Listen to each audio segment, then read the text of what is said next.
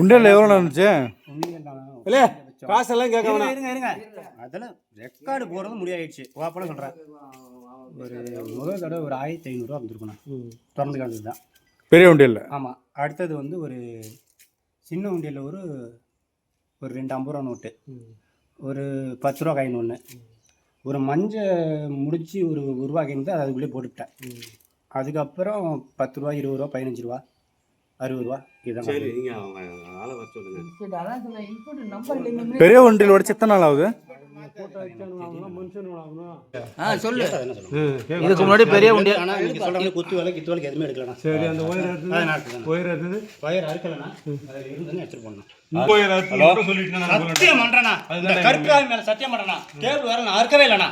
அதுதான் முக்கியம் எங்களுக்கு. கேபிள் வேறு ஆற்று தான் உண்மையை ஒத்து பண்ண. எனக்கு போய் சொல்ல தெரியாதுண்ணா.